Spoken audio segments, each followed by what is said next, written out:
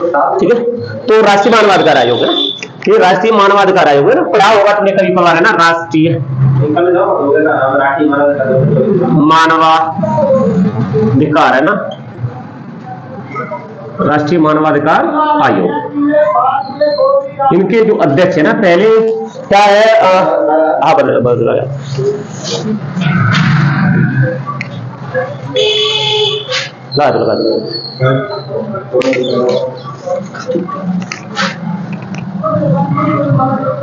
पहले देखा था, पहले कौन था इसका, अरुण कुमार मिश्रा थे ना, अरुण कुमार मिश्रा थे। अरुण कुमार मिश्रा की सेवानिवृत्ति हो गई कब, 2021 में हो गई थी ना, बीच में ना।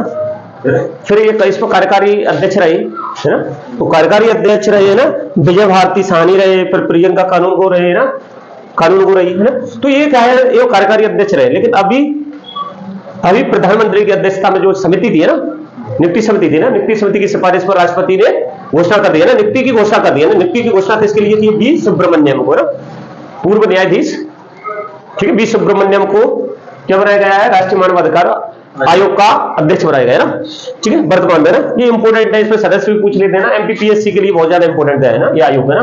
इसमें सदस्य पूछ लेते हैं, किस कौन नियुक्ति करता है ये पूछ लेते हैं, कितना कार्यकाल है ये पूछ लेते हैं ना। पहले कार्यकाल इसका 5 वर्ष का था, अब 3 वर्ष का है ना। अध्यक्ष और सदस्यों की जो कार्यकाल होता है 3 वर्ष का है ना, 2019 में उसका चेंजेस हुआ है ना।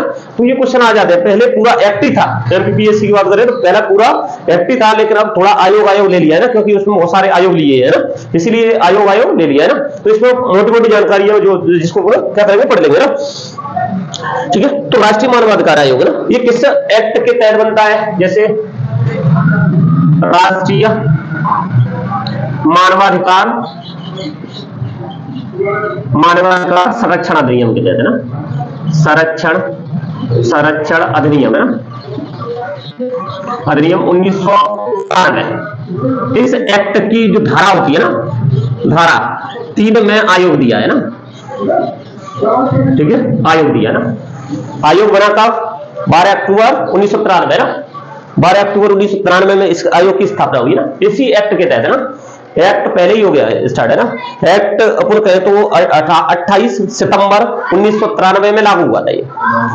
राष्ट्रपति ने क्या कर दिए, 28 सितंबर 1993 में हस्ताक्षर कर दिए, 8 जनवरी 1994 में ही लागू हो गया, ठीक है ये एक्ट। इसमें 2 लाइन लिख लेते हैं ना, ये इंपोर्टेंट डेट आती है इसकी ना, 8 सितंबर 1993 में एक्ट क्या हुआ, पारित हुआ ना। राष्ट्रपति ने हस्ताक्षर इसमें कब किए, राष्ट्रपति ने हस्ताक्षर है ना, ठीक है, 8 जनवरी 1994 में हस्ताक्षर किए। और तब ये आयोग, जब आयोग बनकर तैयार कब हो गया, आयोग की स्थापना 12 अक्टूबर 1993 में बन गया ना, ठीक है, 12 अक्टूबर 1993 में बन गया ना। इसमें कितने आयोग में, पहले इसको ही देख लो, 2 मिनट पहले इसको देख लेना, फिर इसको देख लेना।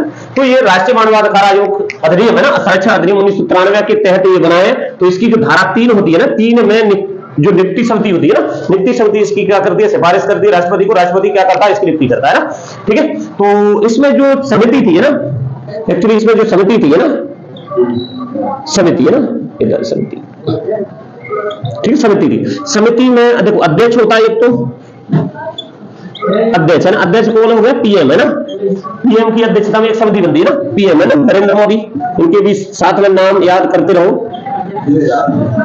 लोकसभा में अध्यक्ष है ना, समझ रहा है, कौन है, ओम बिरला, ठीक है। लोकसभा में विपक्ष का नेता कौन है, याद हो जाना चाहिए, राहुल गांधी, ठीक है, राहुल गांधी है ना। राज्यसभा में उपसभापति कौन है, हरिवंश नारायण, ठीक है, हालात है ना। लोग राज्यसभा में विपक्ष का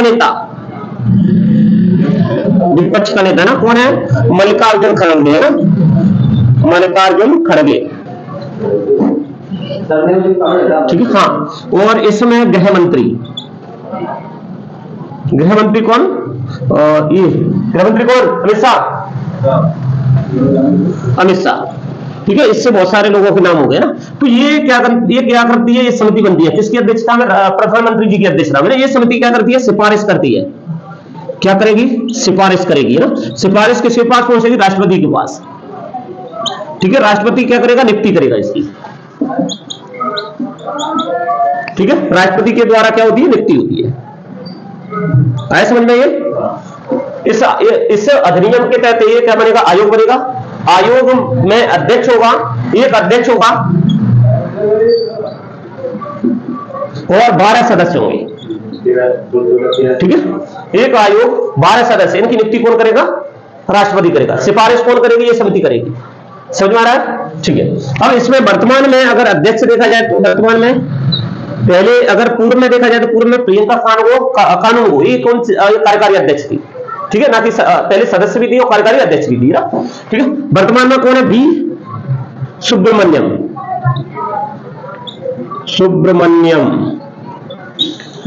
इनकी नियुक्ति हुई है ना वर्तमान में। इनकी क्या हुई है? राष्ट्रपति जी ने नियुक्ति की अभी। समझ में आ रहा है? ठीक है, इसमें पूर्व में लिख लो। पूर्व में कौन था? अमित कुमार मिश्रा था। अरुण कुमार मिश्रा ना, नाम ना की अमित कुमार है ना। अरुण कुमार मिश्रा थे। अरुण कुमार मिश्रा ना, पहले आ जाता है क्वेश्चन है ना। लेकिन ये 2021 में क्या होगा? सेवानिवृत्त हो गए ना, सेवानिवृत्त हो गए ना। ठीक है, अभी फिर कार्यकारी बनी। कार्यकारी कौन बना? प्रियंका कानूनगो है ना, प्रियंका कानूनगो। ठीक है, वर्तमान में इसकी नियुक्ति अब हुई है ना। क्वेश्चन आ जाता है ना, पहला कौन था जब ये बना था ना? जब ये 12 अक्टूबर 1993 में बना था तो पहला अध्यक्ष कौन था? रंगनाथ मिश्रा। ठीक है, रंगनाथ मिश्रा ना। ठीक है, इसमें 12 सदस्य होते हैं ना। कितने? 12 सदस्य ना। सदस्य की बात की जाए तो कितने? 12। ठीक है, 12 में 6 पूर्णकालिक सदस्य होते हैं। कितने? 12 में से 6 पूर्णकालिक सदस्य होते हैं। 6 नामित सदस्य, नामित सदस्य ना, ऐसे कर लो। ठीक है, ऐसे 12 हो गए।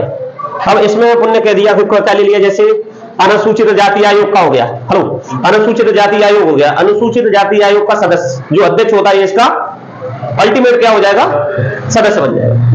अनुसूचित जनजाति आयोग का जो अध्यक्ष होगा वो क्या बन जाएगा? इसका सदस्य बन जाएगा। बाल अधिकार संरक्षण अधिनियम आयोग का जो अध्यक्ष होगा इसका सदस्य बन जाएगा।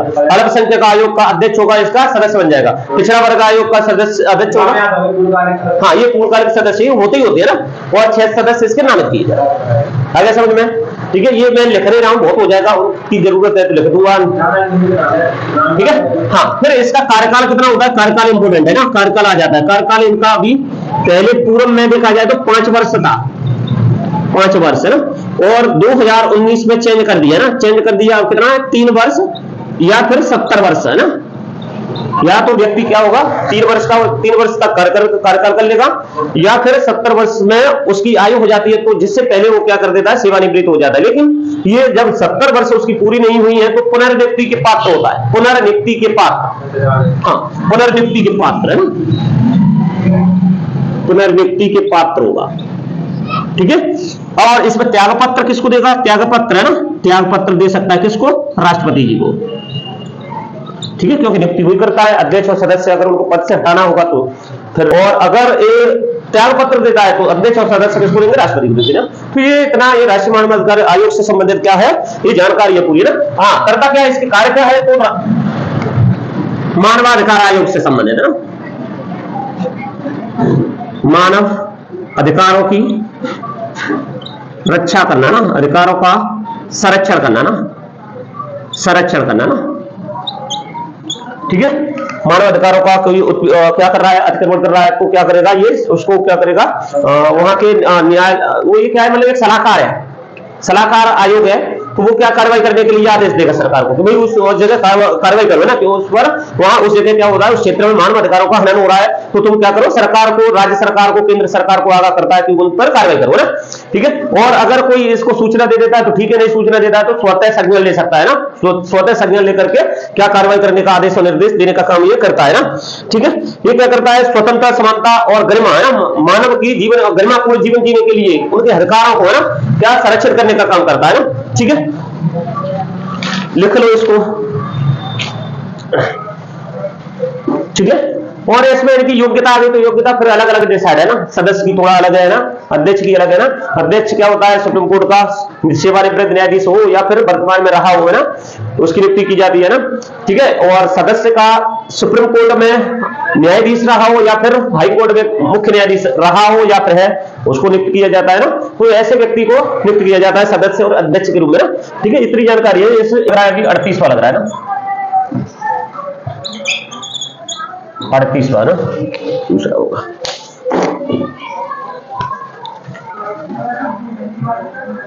सूरजकुंड अंतरराष्ट्रीय शिल्प मेला ना। ठीक है। क्वेश्चन ये आ जाता है कि भाई ये कहां लगता है ना, तो इंपोर्टेंट है, नाम से ही है ना, हरियाणा में लगता है ना, हरियाणा के फरीदाबाद में ना। ठीक है, हरियाणा के फरीदाबाद है ना। चलो, अभी ये स्टार्ट होगा अभी फरवरी में ना, 2 फरवरी से लेकर के 23 फरवरी 2024 तक ये इसका आयोजन किया जाएगा। ठीक है, इसको लिख लो, इसका स्थान लिख लो, स्थान हरियाणा।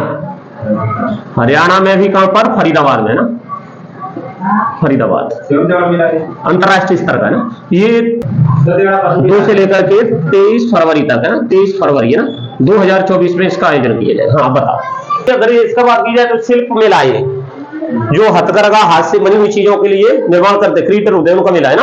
ठीक है, तो ये क्या करता है, जो शिल्पकार है ना, हथकरघा प्रेमी है ना, उनको एक